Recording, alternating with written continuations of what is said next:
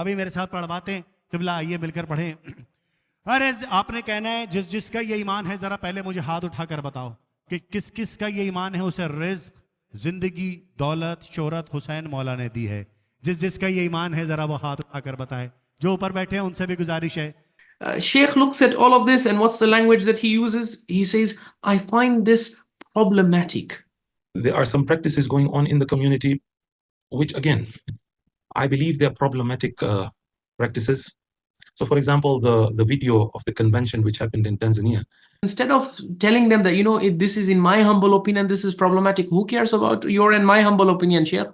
People don't care about your and my personal opinion.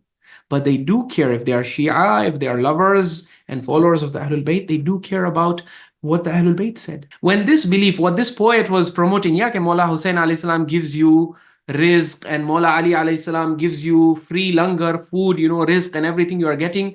When this belief was presented to Al-Imam, our beloved Imam, Abu Abdullah Ja'far ibn Muhammadin as-Sadiq alayhi salatu wassalam, notice how Imam, if the traditional approach is correct, the Imam should have said, yes, what's the big deal? Just add two or one more phrase to this. Bi-iznillah. Imam can do everything bi-iznillah.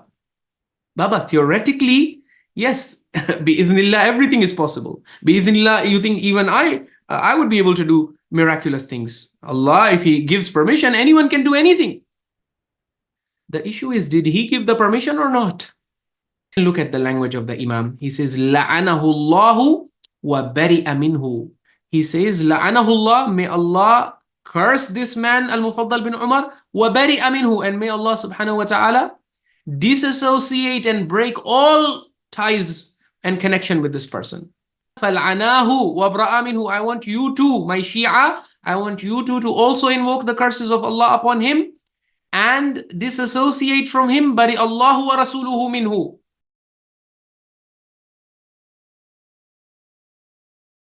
Bismillah ar-Rahman ar-Rahim. We begin in the name of Allah, the most beneficent, the most merciful. We now proceed to the next of the latest clips that were sent to me by Islaah volunteer concerning what Sheikh Ali Karmali has to say about the state of our community and how it is going downhill based on the kind of events and developments that we are witnessing on the Aqidah front, and also the kind of beliefs which are being spread among them.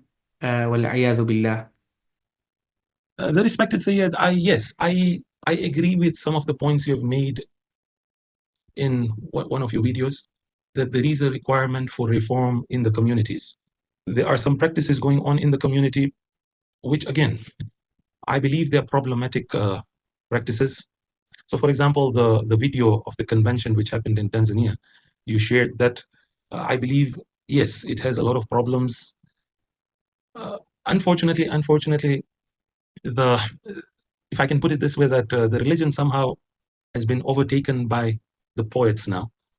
जिसे लंगर अली मौला से मिलता है, जरा वो हाथ उठाकर हैदर हैदर तो बोल के दिखाए। हैदर हैदर हैदर हैदर हैदर हैदर। जज़ाकल्लाह जज़ाकल्लाह। If you look at the YouTube videos of how much people listen to the poets and how much people listen to the ulama, you can consider and you can understand what's the difference between how much people listen to poets and how much deen is being taken from the poets. Okay, so Ayatollah Shaheed Mutahari even goes on further, that there's a requirement of reform in every portion of religion. So for example, this is a statement he shares in his encyclopedia, volume 25, page 502.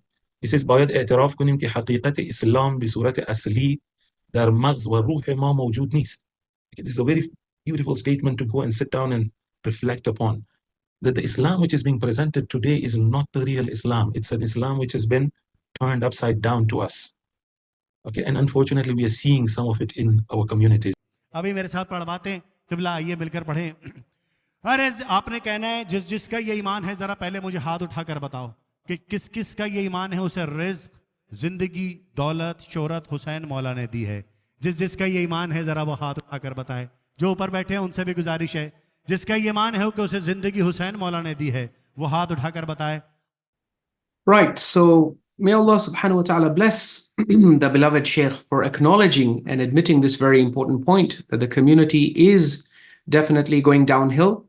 And the point and observation that was made by Ayatollah Sheikh al-Shaheed Murtada al-Mutahari is valid. We can see the misdaq of it today at the community level when he said that Islam has been presented upside down. Maskh shude is what I recall seeing in the text that the beloved Sheikh displaced, which basically means Islam has been completely, it has been distorted, and it has been misrepresented, and everything has been misrepresented. Even the belief system, Tawheed and Nubuwwat and Imamat and all of these things, he says, have been misrepresented and distorted. They've been disfigured. Maskh is a kind of, how do we say, it's a very strong and harsh word that Sheikh Murtada al-Mutahari, Shaheed Murtada al-Mutahari has used. But if you go to see, this is also in line with what we presented of the testimonies of Ayatollah Sheikh Abdullah al-Mamaqani and Sheikh Wahid al-Bihbahani and al-Fa'id al-Ha'iri and all these great usuli 12er Imami stalwarts and luminaries who pointed out the same thing in more technical language when they said that the daruriyat of the madhab, yani the deen is okay, but especially your sect, your sectarian beliefs, especially those about the Imams, have been turned upside down, such that what was considered to be correct belief about them during the time of the Imams and closer to that time is now being considered Ghuluww, and or rather it's being considered deviation. If you promote the actual beliefs of the time of the Imams, people will call you a deviant and alternative thinker, and they will call for you to be deplatformed and isolated and ostracized and marginalized. And Sheikh Ali Karmali, who's from the Dar Islam community, is a primary example of that. He's a living example of how you can have a sheikh who is so learned, who goes to the Hawza Ilmiya of Qum and studies there for years and years under great ulama and maraji' and mujtahideen. He meets with them, he discusses with them. Then he comes back. He talks about later on how he had discussions with so many of the local shuyukh and lower ranking clergy about istighatha and how they had no proofs, no valid proofs in support of this practice. And yet they continue to promote it. So Sheikh Ali Karmali is such a learned personality, and yet because he has not even used the kind of harsh language that Sheikh Murtada al-Mutahari is using. Sheikh Murtada al-Mutahari is saying Tawheed today within the 12er Imami Shia community, and he's talking about Irana, which the rest of the Shia world looks up to as some kind of role model to be followed and emulated. But Sheikh Murtada al-Mutahari, who is living inside the system over there, he's saying, Baba, your Tawheed is maskh. Your Tawheed has been disfigured. It has been distorted and misrepresented so badly that the Prophet and the Imams of Ahlul Bayt would not be able to recognize it. Just as when something is so badly mangled and broken, sometimes when there's a really terrible car accident and you go to the scene, you are not able to recognize the car. Even if it was your car, for example, God forbid, you can't recognize this is my car because the steering wheel is there and the tires are there, and it's a train wreck, basically, what these ulama are trying to say, that the way deen has been presented, your understanding of the deen, because of the influence of sectarianism especially, and ghuluww, in my humble opinion, the whole understanding of the religion and especially the sect has been distorted and disfigured and badly mangled to the point that it would be unrecognizable to the Prophet sallallahu alaihi wasallam, to the Imams of Ahlul Bayt alayhimus salam, and to the even to your early classical sectarian scholars such as Sheikh al-Saduq and Sheikh al-Mufid and Sheikh al-Tusi and the pre-Safavid scholars. Many of your beliefs and practices, they would consider deviant. So when you realize this, obviously you have to accept that there is need for reform, there's need for revival, at least you need to give more space to scholars who are willing to present this kind of research and engage in serious discussions about this. But unfortunately, there is no tolerance and acceptance within the communities for any kind of reform. So the ship is sinking, and those pilots who are, or those captains who are trying to announce that, Baba, throw the lifeboats and jump and save your lives, you are telling them, no, we will not let you lower the lifeboats. Rather, we will take you and throw you in the cell of the ship where you can't do any work. That is basically the attitude and the mentality of the communities, unfortunately. So khair, we are grateful to the Sheikh for acknowledging this fact. The only issue that I have is when it comes to language, for example. I very passionately believe that if you want to reform the public, and inshallah I'll be elaborating this point more, but when you truly and genuinely want to revive the teachings of Ahlul Bayt, and when you truly and genuinely and sincerely and seriously want to bring about reform and positive change in a community, at the level of language and discourse, the language and discourse should be Quranic. It should be from the Sunnah. It should be from the authentic Quran verified narrations and teachings of the Imams of Ahlul Bayt alayhimus salatu wassalam.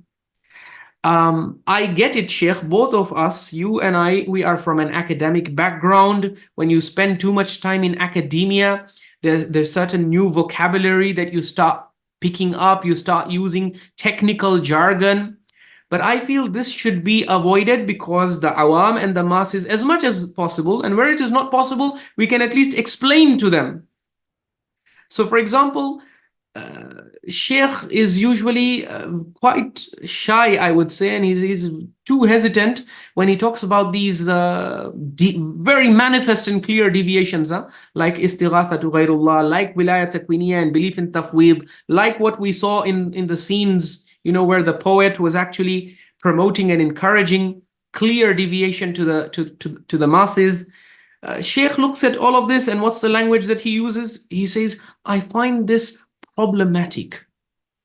Well, problematic is not the term that the Quran and the Ahlul Bayt alayhimus salam use to refer to this. Look at their language. I believe if we are true reformers, if we are not Ahlul Hawa, and if we're not ivory tower academics, okay, I don't believe we should try to emulate the example of ivory tower academics, who even if you ask them about a completely false and deviant belief, which even they, through their research, have discovered is completely false, they will not tell you openly and bluntly that this is false and this is nonsense and absurd and this is garbage. They will cloak it and disguise it in such technical language that sometimes the layperson doesn't even understand what is being said. They will use language like, the premise of this belief is epistemologically unsound and it is not altogether unblemished by indefensible ontological corollaries, something like that. And the public is like, okay, I don't even understand what you said. So using academic language in academia is fine. When we write research papers, when we interact with professors at universities, in those closed circles, we obviously also have to use this kind of jargon and this kind of language. But the language of research papers and the language that we use when we interact with professors should be simplified. When we talk to the awam, even if you're using a technical term, explain. So it is not enough, Sheikh, that we say that this is problematic, che, because awam, first question they will ask, Shama te problematic che. So you're not su problem che ama. I mean, you are saying this is problematic, but what is the problem? You are not explaining the problem, or you are not using the Quranic. You see, the Quran has a diagnostic roster terminology. It has a terminology that it uses to refer to these deviations. The Quran and also the Ahlul Bayt alayhimus salam. I don't want to repeat myself, but because this point is very crucial to what I am saying, let me show you what I mean, Sheikh. So, for example, you saw that poet and what he was promoting to the masses, and I also saw what that poet was promoting to the masses. All you have to say in response to this is, yes, I find this problematic. But that's it. problem suche. What is the problem? You are not describing. And shamate problematic che. You have to explain to them why is it problematic. And when you explain to them why it is problematic, use the language of the Imams. Look at the language of the Imams. Now, please ponder carefully. I've presented this before. I'm only repeating it to give you clarity of exactly what I'm talking about when I say terminology. When this belief, what this poet was promoting, yeah, Maula Hussain alayhi salam gives you rizq, and Maula Ali alayhi salam gives you free langar, food, rizq and everything you are getting. And zindagi, life itself is a gift of Imam Hussain that he has bestowed upon you. When this belief was presented to Al-Imam, our beloved Imam, Abu Abdullah Ja'far ibn Muhammadin as-Sadiq alayhi salatu wassalam, by these two companions, they said, Inna al-Mufaddal ibn Umar yaqulu innakum tuqaddiruna arzaq al-ibad. That Mufaddal bin Umar is claiming that you, the Imams, are the ones who allot, you are the ones who allot sustenance. Okay, you apportion the rizq and the sustenance of the slaves. Notice how Imam, if the traditional approach is correct, the Imam should have said, yes, what's the big deal? Just add two or one more phrase to this.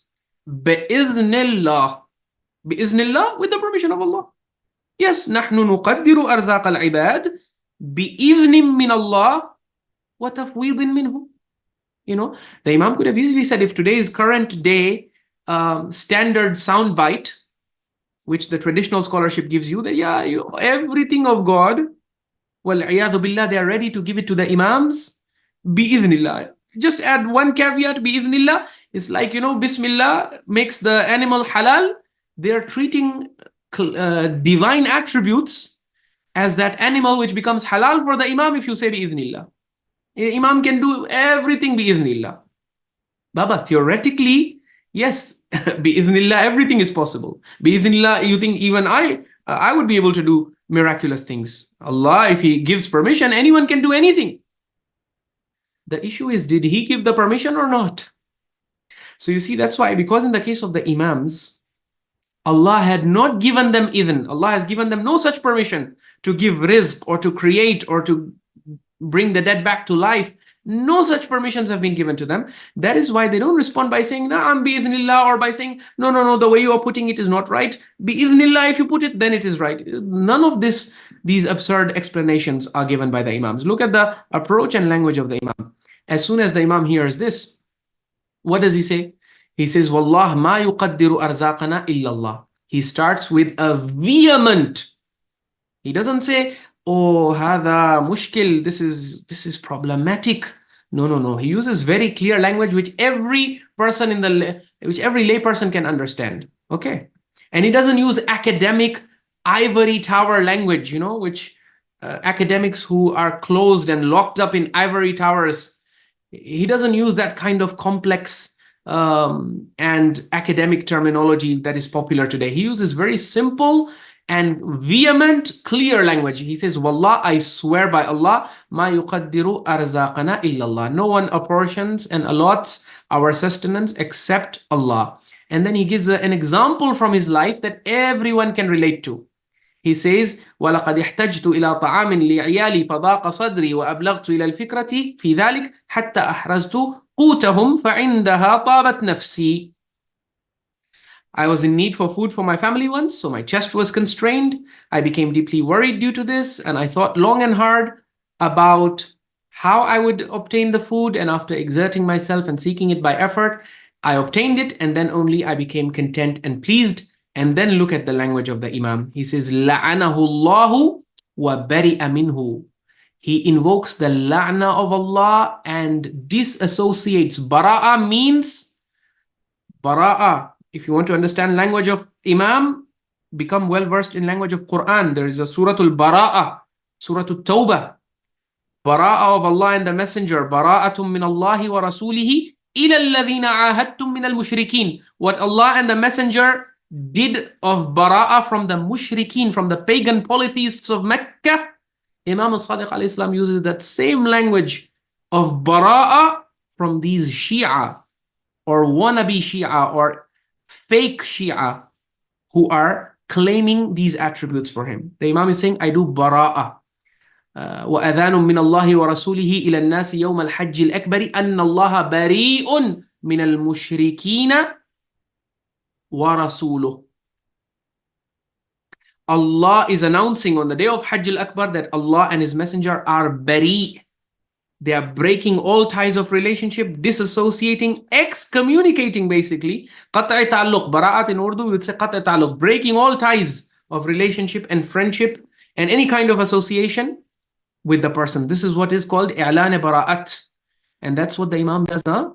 He says, la'anahullah, may Allah curse this man, Al-Mufaddal bin Umar, wa bari'a minhu, and may Allah subhanahu wa ta'ala disassociate and break all ties and connection with this person. And that's where these two companions are surprised that, at a claim like this, the Imam is doing la'na and bara'ah. They say, أَفَتَلْعَنُهُ وَتَتَبَرَّأُ مِنْهُ. You're going, because Mufaddal bin Umar used to be among the closest and trusted companions of the Imam in the past before he deviated, right? So they're surprised that the Imam has become so upset at this person that he is now doing la'na and bara'ah against him. The Imam said, Na'am, yes, I'm doing bara'ah and la'na, fal'anahu wa bra'a minhu. I want you to, my Shia, I want you to also invoke the curses of Allah upon him and disassociate from him. Bari Allahu wa rasuluhu minhu. May Allah and the Messenger be disassociated from them. So, do you see what kind of strict language the Imam uses? The masses, okay, if you feel that, oh, I'm such a sinful person, how can I? No problem. The masses, instead of telling them that, if this is in my humble opinion, this is problematic. Who cares about your and my humble opinion, Sheikh? In our humble opinion, there are many things which are wrong, which aslan may not be wrong, because our opinion could be wrong.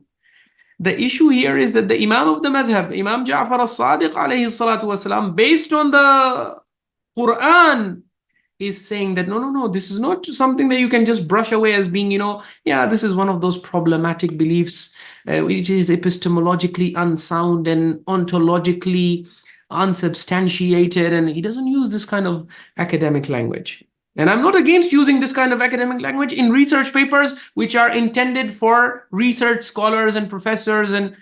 But when you are speaking to the awam, I believe the awam, we should be very clear to them. We should use clear language. And most importantly, instead of presenting our personal opinions from our pockets, because that's when you start using language like this, that are problematic, and this is epistemologically untenable, and that is ontologically unsubstantiated. When will you use this kind of language? When you're presenting opinions from your own pocket. Whereas when you present the words of the Imam, then those words are the real guidance. All this academic terminology, this is not real guidance. This is just academic. A lot of the times this is used to protect academics from receiving flack. But if you are in the field of reform and revival, you reform them by using the language and terminology of the Quran, not language and terminology that you pull out from your own pocket and then you apply it without letting the masses know what terminology the Imams used against these kinds of deviations. So I believe we owe it to the public to share with the public. My idea of reform is not just me coming and telling people that, look, this deviation in my eyes is problematic, and that deviation in my eyes is this, and that deviation. No, show them what the Imam said about this. Because really, even at the level of, if you're talking about impact, and if you really want to be successful, even at the worldly level, people don't care about your and my personal opinion. But they do care if they are Shia, if they are lovers and followers of the Ahlul Bayt, they do care about what the Ahlul Bayt said. So once you show them the language of the Ahlul Bayt and how absolutely intolerant the Ahlul Bayt were of these kinds of deviations, where you take sifat of Allah subhanahu wa ta'ala and you bestow them upon the Imams of Ahlul Bayt, and then you try to justify it by saying, Bi-iznillah, bi-iznillah. This is basically what the Mufawwidha were doing. Look at, this is from Kitab al-I'tiqadat by Sheikh al-Saduq, when Imam al-Sadiq alayhi salam is informed about a descendant of Abdullah bin Saba who is claiming tafweed, and the belief in tafweed is what? Inna Allah azza wa jalla. So the whole belief of tafweed starts with bi-iznillah, with the permission and authorization of Allah. Inna Allah azza wa jalla khalaqa Muhammadan sallallahu alayhi wa alihi wa sallam wa aliyan alayhi salam thumma fawwada al-amra ilayhima. The belief in tafweed, Imam Sadiq is being told, is that they are claiming that Allah subhanahu wa ta'ala created Muhammad sallallahu alayhi wa sallam and Ali alayhi salam, and then he delegated the affairs of the universe to these two. He delegated. When Allah delegates, that means permission is being given to Ali and Muhammad salamullahi alayhima by who? By Allah azza wa jalla. Not that they themselves independently acquired this. No. They are fully dependent on Allah because they are created by Allah. خلق Allah خلق محمدا وعليا. Okay, alayhim assalam. ثم فوض الأمر إليهما. Then he empowered them. Then he delegated authority to them. Authority to do what? فخلقا, to create. وَرَزَقَا, so they both created. They both gave rizq and sustenance. They both give life. They both give death. Now, how does the Imam respond to this claim? Does he respond in academic jargon which nobody can understand? Does he say, yes, this is epistemologically unsound and ontologically unsubstantiated and problematic and mushkil and la yakhlu min ishkal, and no, this is against the mashhur and ma'roof of our forefathers' teaching? Or no, none of that. Look at the beautiful, to the point, hard-hitting, clear-cut language Imam Sadiq alayhi salam uses. I believe in this kind of reform. I don't believe in ivory tower reform, which I know I am familiar with a lot of, not a lot of, but at least a good number of scholars and academics from Qum who are very learned, and they are against all these deviations, but they don't have the courage to use the language that the Imams used. They don't present the masses the words of the Imams. They present their own words from their own pockets. They say, this is all that complicated, flowery jargon that I'm talking about. They couch their criticisms and their reform in this difficult language. They don't use Imam Sadiq's language. Imam Sadiq's language is what? He doesn't say, oh, this is, well, if the traditional narrative was right, he would say, yeah, what's the big deal? They're saying Allah created, nah. Muhammad sallallahu alayhi wa sallam, Ali alayhi salam, they're accepting that they are creations of Allah, yeah. They're dependent on Allah, yeah. And Allah is the one, bi-idhnihi, they got the power to create and sustain and give life and death, yeah. So what's the problem? If the traditional narrative was right. If the ivory tower academic approach was concerned, Imam Sadiq would say that, no, هذا مشكل, هذا لا يخلو من إشكال, هذا ليس بمشهور ولا بمعروف عند أصحابنا وعند أجدادنا. He doesn't use any of this complicated technical jargon. Straight away, he says, كذب عدو الله. First of all, this Shia who is pretending to be Shia, he thinks he's elevating our status by claiming that Allah has given us these powers. First of all, you should know he is Aduwullah. He's an enemy of God. Okay. And so this is second of all, you should know he's an enemy of God. The first thing you need to know is kadaba, he has lied. Why has he lied, ya Imam? Has Allah not given you these powers? He says, I'm giving you proof from the Quran that these powers do not belong to us. إِذَا رَجَعْتَ إِلَيْهِ فَقْرَأْ عَلَيْهِ الْآيَةَ الَّتِي فِي سُورَةِ الرَّعْدِ. When you go back to him, you recite to him the ayah from Surah Al-Ra'd. And this is another place where people get stuck. The Quran has so much guidance to offer Shia who are involved in Ghuluww, but so many of the scholars unfortunately dismiss all of that guidance. How? They say, nahi, ye to buto ke liye hai. This is for idols. The Imam, what is he doing here? Imam Abu Abdullah Ja'far al-Sadiq alayhi salam, the master of Quran, he's applying a verse that Allah revealed in Surah Al-Ra'd, which was itself revealed in Mecca to an audience of pagan polytheist Arabs. Imam is taking the ayah revealed against pagan polytheist kuffar, and he's applying it against who? He's saying, إِذَا رَجَعْتَ إِلَيْهِ, when you go to this so-called Shia, okay, who is actually a Ghali, but he's claiming to be Shia, then recite to him this ayah. This ayah is the refutation of his claim. So, which ayah? Am ja'alu lillahi shuraka. Have they set up partners with Allah? خَلَقُوا كَخَلْقِهِ فَتَشَابَهَ الْخَلْقُ عَلَيْهِمْ. That they can create, just as Allah creates, they also create. فَتَشَابَهَ الْخَلْقُ عَلَيْهِمْ. So that now the khalq has become one confusing mix for them. قُلِ اللَّهُ خَالِقُ كُلِّ شَيْءٍ. Say Allah is the creator of everything. وَهُوَ الْوَاحِدُ الْقَهَّارُ. He is the one and only. He is the one who holds all dominating sway over existence.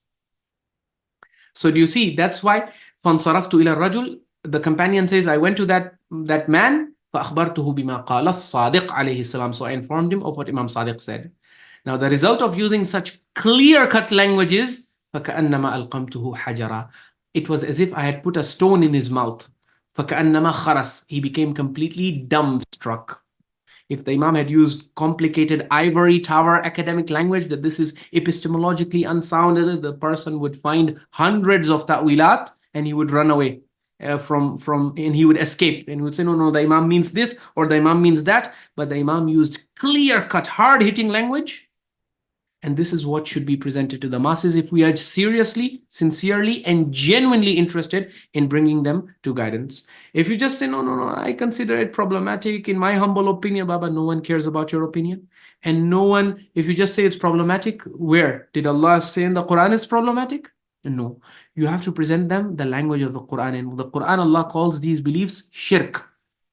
So you use the term. Don't be shy of using the terms. You say, no, but those verses are against kuffar and mushrikeen of Makkah. They were pagans. They used to worship idols. So, Baba, you know more Quran than Imam Sadiq alayhi salam. Imam Sadiq alayhi salam is using verses.